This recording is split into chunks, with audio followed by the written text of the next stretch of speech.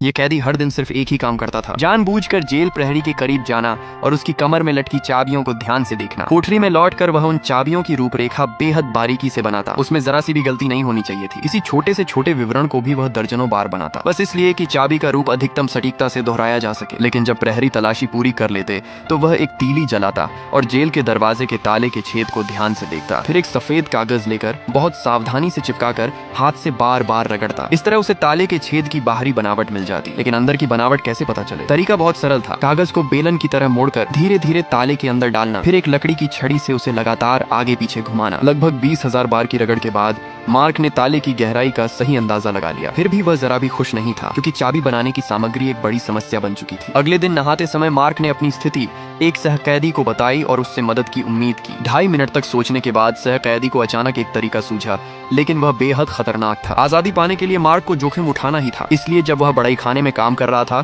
तो उसने प्रहरी की नजर बचाकर कुछ मजबूत लकड़ी की पट्टियां चुरा ली और उन्हें थर्मस की तली में छिपाकर ले जाने की योजना बनाई। लेकिन हर बार काम खत्म होने पर प्रहरी सभी के थर्मस की जांच करते थे। पहले उन्हें सिंक के किनारे 2 बार टकराते, फिर अंदर की कॉफी बाहर उड़ेल देते ताकि कोई चीज छिपाई न जा सके। जब मार्क की बारी आई तो प्रहरी ने देखा कि वह कुछ ज्यादा ही घबराया हुआ है। जांच करते समय उन्होंने उस पर खास ध्यान दिया। कई बार थर्मस को टकराया, उसने थर्मस को जोर से हिलाया, लेकिन अंदर से कोई असामान्य आवाज नहीं आई। दरअसल मार्क ने यह बात पहले ही सोच ली थी। उसने अंदर एक तौलिया ठूंस दिया था और इसी वजह से वह मुश्किल से बच निकला। अब जब सारी तैयारी पूरी हो चुकी थी तो उसने चाबी बनाना शुरू किया। मार्क ने इसमें पूरी मेहनत लगाई, यहाँ तक कि लोहे की आरी से निकले छोटे छोटे कांटों को भी वह सैंड पेपर से घिसकर बिल्कुल चिकना करता। फिर गोंद से चाबी का हैंडल चिपकाया, उसे लैंप शेड के अंदर रखकर गर्म किया ताकि गोंद जल्दी जम जाए। अंत में वह नक्शे को देखते हुए बार बार चाबी को तराशता रहा और आखिरकार एक ऐसी चाबी बना ली जिससे वह काफी संतुष्ट था। इसके बाद घबराए हुए दिल के साथ मार्क ने चाबी को ताले में डाला। उसने सांस रोक ली और उम्मीद से भरे मन से चाबी घुमाई। जब अंदर से क्लिक की साफ आवाज आई तो मार्क समझ गया कि वह सफल हो गया है। अगले ही पल उसने कोठरी का दरवाजा खोल दिया और आजादी की हवा में सांस ली। लेकिन सिर्फ यहाँ से निकलना ही काफी नहीं था, उसे यहाँ की सभी चाबियां बनानी थी। इसलिए वह मौका मिलते ही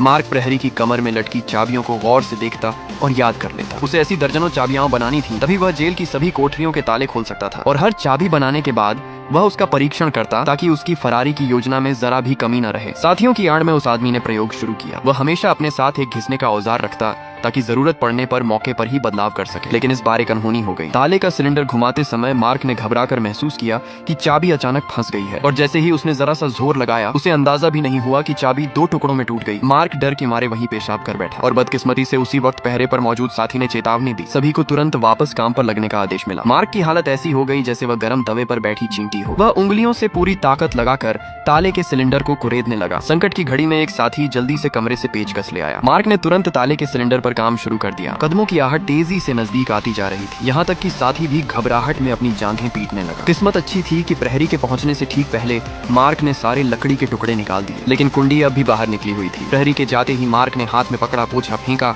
और तेजी से दरवाजे के पास दौड़ा। घबराहट में उसने कुंडी पर जोर से वार किया, लेकिन हाथ सूजकर खुर जैसे हो गए। फिर भी कुंडी टस से मस न हुई। बेबस होकर मार्क को किस्मत के भरोसे छोड़ना पड़ा। वह बेचैन मन से बिस्तर पर लेट गया और प्रहरी के दरवाजा बंद करने का इंतजार करने लगा। लेकिन अचानक बाहर निकली कुंडी को देखकर भी प्रहरी ने बस इधर उधर नजर डाली और ज्यादा कुछ नहीं सोचा। तभी मार्क ने राहत की सांस ली। अब समस्या ये थी कि सब ठीक हो जाने के बाद भी दरवाजे को बाहर से कैसे खोला जाए। साथी ने एक उपाय सोचा, कोठरी के सामने से एक डोरी खींचकर चाबी को ताले में डालने का। लेकिन मार्क ने तुरंत इस विचार को खारिज कर दिया, क्योंकि इस तरह चाबी को घुमाने के लिए ताकत ही नहीं लगाई जा सकती थी। तभी जॉर्ज की नजर सामने पड़े पोछे पर पड़ी और उसे एक सूझबूझ भरा विचार आ गया। पोछे को खिड़की से बाहर निकाला जा सकता था। उसकी लंबाई ठीक इतनी थी कि वह चाबी के छेद तक पहुंच सके, लेकिन चाबी को घुमाया कैसे जाए? एक दिन जब वह बढ़ई खाने में काम कर रहा था तो उसने देखा कि एक साथी खराद मशीन के पहिए को घुमा रहा है। तभी उसके दिमाग में एक साहसी विचार आया। उसने लकड़ी से एक घूमने वाला पहिया बनाया, फिर चाबी को उस पर मजबूती से जकड़ दिया। इसके बाद बस उसे खिड़की से बाहर निकालकर ताले के छेद के सामने सटीक रखना था। लेकिन उसने काफी देर तक घुमाया, फिर पता चला कि चाबी ठीक से फिट नहीं हो रही थी। उसे फिर से अंदर लाकर फाइल से संशोधन करना पड़ा। आखिरकार कई मुश्किल भरी कोशिशों के बाद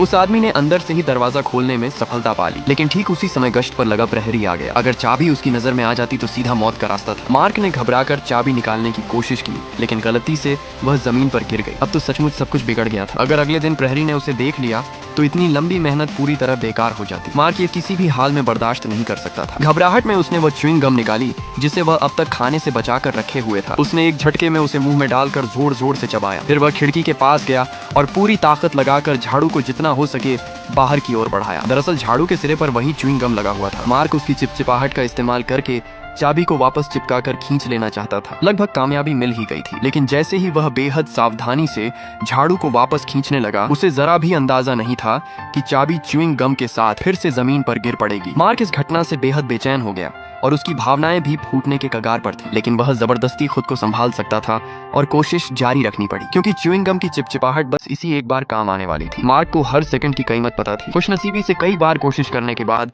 आखिरकार वह चाबी को वापस उठा लाया। उसने गहरी राहत की सांस ली। अब सबसे कठिन समस्या हल हो चुकी थी, बाकी बस पीछे की कोठरियों के लिए चाबियां बनानी थी, और यह अब कोई बहुत मुश्किल काम नहीं रह गया था। उस रात मार्क ने चुपचाप एक नकली इंसान बनाया, उसे बिस्तर पर सुलाकर ऊपर से कंबल ढक दिया। फिर वह और उसका साथी पीछे की कोठरियों के दरवाजों की चाबियों की जांच करने निकले। ऊपर से नीचे तक कई दरवाजे थे। हालांकि उसने सभी चाबियां बना ली थी, लेकिन उसे यह तय करना था कि कौन सी चाबी किस ताले में जाती है। एक दरवाजा ठीक से बंद नहीं हो पा रहा था। मजबूरी में उस आदमी ने ऊपर लगे पेंच को 2 उंगलियों से कसकर पकड़ रखा था, लेकिन पकड़ने की जगह बहुत छोटी थी, जिससे जोर लगाना बेहद मुश्किल हो रहा था। उसी बीच वह मोटा प्रहरी दरवाजे तक पहुंच चुका था, और तभी मार्क की ताकत जवाब दे गई और उसकी पकड़ छूट गई। किस्मत से उसने समय रहते एक लोहे की तार ढूंढ ली और लकड़ी के दरवाजे को फिर से खींचकर बंद कर दिया। वे दोनों जरा सी भी आवाज नहीं करना चाहते थे, क्योंकि उन्हें डर था कि सामने वाला सुन लेगा। मोटे प्रहरी के ऊपर चले जाने के बाद दोनों ने मौका पाकर फिर से बाहर निकलकर काम शुरू किया। उनका परीक्षण अभी खत्म नहीं हुआ था। वास्तविक रूप से भागने से पहले योजना को 100% सुरक्षित बनाना जरूरी था, और इसके लिए ऐसा जोखिम उठाना बेहद आवश्यक था। हर दरवाजा खोलने के बाद वे संबंधित चाबी पर निशान लगा देते थे। उसी समय प्रहरी कमरों की जांच कर रहा था। रोशनी कम होने की वजह से उसे यह एहसास ही नहीं हुआ कि बिस्तर पर पड़ा इंसान असल में एक नकली पुतला था। जांच पूरी होते ही मार्क ने जल्दी से दरवाजे फिर से बंद किए और खुद को सामान रखने वाले कमरे में छिपा लिया। और ठीक उसी वक्त मोटा प्रहरी सभी कमरों की जांच पूरी कर नीचे उतर चुका था। चलते चलते उसने जमीन पर पसीने की कुछ बूंदें देखी। वो सोचने लगा कि उसे तो पसीना आया ही नहीं, तो फिर ये किसकी है। स्टोर रूम में छिपे दोनों लोगों के शरीर डर से कांपने लगे। अगर अभी पकड़ ली गई तो सब कुछ खत्म था। किस्मत से उस प्रहरी ने ऊपर छत की ओर देखा और समझा कि शायद ऊपर से पानी टपक रहा है। उसने पसीने की बूंदें पोंछ दी और वहां से चला गया। तभी दोनों ने राहत की सांस ली। चुपचाप लकड़ी का दरवाजा बंद करके वे फिर से अपनी कोठरी में लौट आए। अचानक जांच से बचने के लिए मार्क ने चाबियों को खोलकर टुकड़ों में करके मंजन वाले कप में छिपा दिया। पिछली रात बहुत देर से सोने की वजह से जागने की घंटी बजने के आधे घंटे बाद तक भी वह नहीं उठा। तभी 3 प्रहरी गुस्से में कोठरी का दरवाजा खोलकर अंदर घुस आए। अंदर आते ही वे एक शब्द भी नहीं बोले। तभी मार्क को एहसास हुआ कि अब वह फंस चुका है। प्रहरियों के सवालों के सामने वह बस बार बार माफी मांगता रहा, लेकिन प्रहरी मूर्ख नहीं थे। उन्होंने अपने आदमियों को कमरे की तलाशी लेने का आदेश दिया। पूरी तरह जांच करने के बाद भी उन्हें कुछ भी संदिग्ध नहीं मिला, लेकिन तभी अचानक एक प्रहरी रुक गया और नीचे जमीन की ओर देखने लगा। वहाँ चाबी के कुछ पुर्जे बिखरे पड़े थे। मार्क का दिल जोर जोर से धड़कने लगा। प्रहरी ने एक टुकड़ा उठाया, लेकिन काफी देर तक देखने के बाद भी उसे समझ नहीं आया कि वह क्या है। उसी पल मार्क को एक सूझबूझ भरा विचार आया। उसने एक फोटो जबरदस्ती मापक के छेद में फंसाकर खड़ा कर दिया और किसी तरह प्रहरी के शक को टाल दिया। प्रहरियों की ड्यूटी खत्म होने के बाद मार्क ने लकड़ी की छड़ी खिड़की से बाहर निकाली और बड़े ही सधे हुए ढंग से कोठरी का दरवाजा खोल लिया। फिर उसने अपने बाकी 2 साथियों को भी बाहर निकाल लिया। तीनों ने खेल की वर्दी उतारी और पहले से तैयार किए हुए साधारण कपड़े निकालकर फटाफट पहन ली। उसी समय नीचे वाला मोटा प्रहरी अभी टॉयलेट जाम होने की समस्या से निपटकर स्टोर रूम में प्लंजर ढूंढने आया था। अनजाने में वह उन सेफ्टी पिनों से टकरा गया जो मार्क और उसके साथियों ने पहले से तैयार करके रखे थे, लेकिन उसने इस पर ज्यादा ध्यान नहीं दिया। इस समय जेल से भागने वाली छोटी टीम लोहे के फाटक तक पहुंच चुकी थी, लेकिन नीचे से कदमों की आहट सुनते ही वे तुरंत बेहद सावधानी से पीछे हट गए। कदमों की आवाज पूरी तरह गायब होने के बाद ही वे फिर से नीचे की ओर बढ़े और तुरंत जाकर स्टोर रूम में छिप गए। आदमी जैसे ही लोहे की तार से दरवाजे को पकड़कर बंद करने वाला था, उसे पता चला कि वह तार गायब है। मजबूरी में उसे फिर से हाथों से ही दरवाजा पकड़ना पड़ा, लेकिन मोटा प्रहरी इतना भारी था कि वह तेज चल ही नहीं पा रहा था। सीढ़ियों तक पहुंचते ही वह हाँफने लगा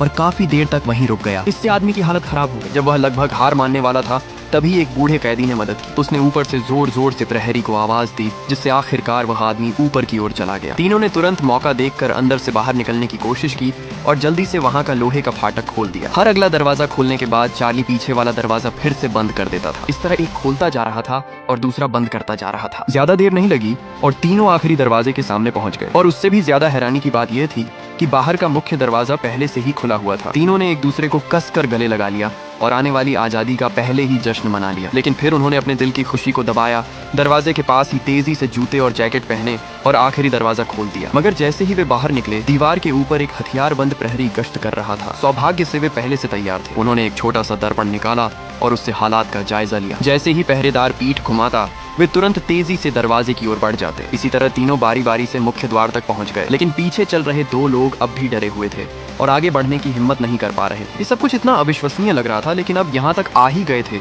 तो पीछे हटने का कोई रास्ता नहीं था। मजबूरी में उन्हें हिम्मत जुटाकर आगे बढ़ना पड़ा। रास्ते में तीनों को हर हाल में खुद को बिल्कुल सामान्य दिखाना था, शांत रहना था और ऐसा बर्ताव करना था कि किसी राहगीर का ध्यान उन पर न जाए। जल्द ही वे जेल की निगरानी और नजर से बाहर निकल गए। इसके बाद उन्होंने एक टैक्सी ली और दूसरे शहर की ओर रवाना हो गए। उधर जेल में उस समय प्रहरी कैदियों को जगाने लगा। जब उसने सभी कोठरियों के दरवाजे खोल दिए तो देखा कि उस आदमी की तरफ से अब तक कोई हलचल नहीं है। उसने सोचा कि शायद वो फिर से देर तक सोता रह गया है। ये नजारा देखकर बूढ़ा कैदी जोर से हंस पड़ा। उसे यकीन नहीं हो रहा था कि वे सच में सफल हो गए हैं, लेकिन उसी के साथ उसे यह अफसोस भी हुआ कि उस वक्त उसने उनके साथ जाने का फैसला क्यों नहीं किया। और यहीं पर फिल्म समाप्त होती है।